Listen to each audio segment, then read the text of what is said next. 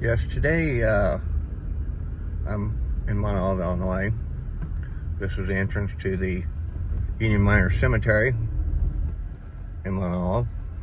That's the resting place of Mother Jones.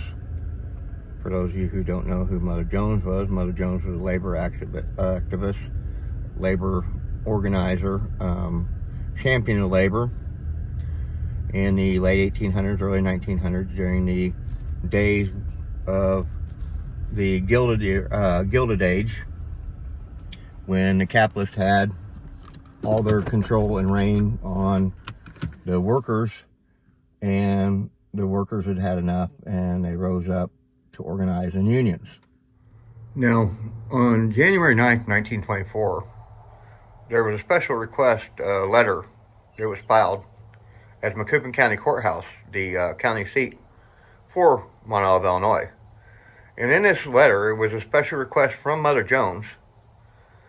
And this is an actual engraving of the copy of her signature. This in this memorial at Mother Jones' resting place. And she said, when the last call comes for me to take my final rest, will the miners see that I get a resting place in the same clay that shelters the miners who gave up their lives on the hills of Virden, Illinois, on the morning of October 12, 1897, for their heroic sacrifice of their fellow men. They are responsible for Illinois being the best organized labor state in America. I hope it will be my consolation when I pass away to feel I sleep under the clay with those brave boys.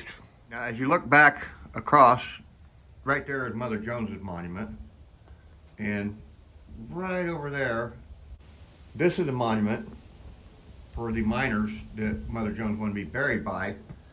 There are 3 of the 4 miners who were members of the Mount Olive Local. They're buried there at that monument. The 4th one is buried in Edwardsville. Now, something I've always wondered myself, okay, to put this in perspective, Mother Jones, in her day, she was revered around the world. When she was buried in this little town, she's buried twice, okay? The first time she was buried, she was put on a train, and her body was brought across the country from Maryland to Mount Olive, Illinois. She was buried in a spot across from this monument. Later on, she would be reburied when this monument was erected. But at her funeral, now this was in 1930 and it was in Depression, 30,000 people showed up. Okay? 30,000 people. When they built this monument and they dedicated this monument, and after they had exhumed her body and relocated her over at this monument, 40,000 people showed up. So between the 2 funerals of Mother Jones, or so to speak, or 2 burials of Mother Jones, there's 70,000 plus people in this little hole-in-the-wall town out in the middle of nowhere. Now, I myself, okay, Illinois, she says Illinois was the best damn labor state in the United States of America. She said that many times. So I can understand why she wanted to be buried there. But there's also other martyrs that died in Illinois. So and there's other places she could have been buried in Illinois. So it makes me think, why specifically Mount Olive? There has to be something a little bit more than those men. Now, through my research, I found a couple things that I think might give a clue. One, Mother Jones loved children. There's no doubt about it. She lost all of her family. Here at this cemetery, at the Union Miners Cemetery, they have a bench here that they have the listing of all Mother Jones' children and her husband's name on, because when they died of yellow fever, they were buried in a mass grave. Nobody knows where they are.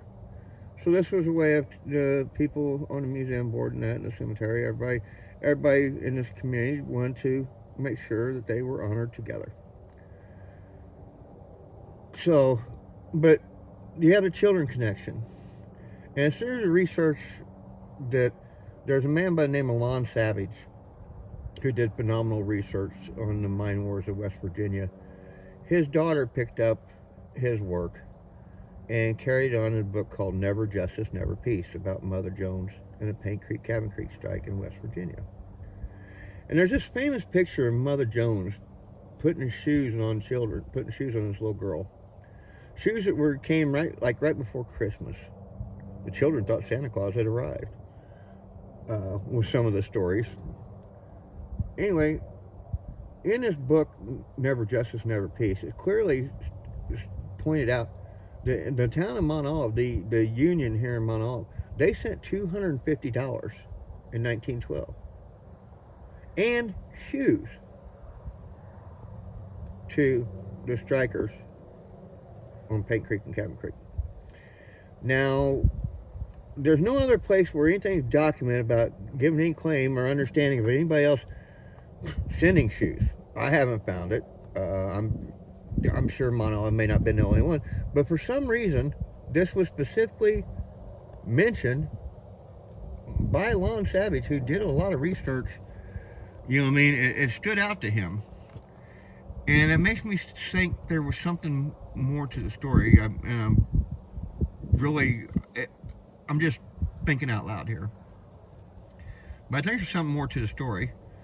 And because he highlighted the fact that socialists who were very big in the Socialist Party was very huge during the time of the Gilded Age, because you had the capitalists and then you had nobody else.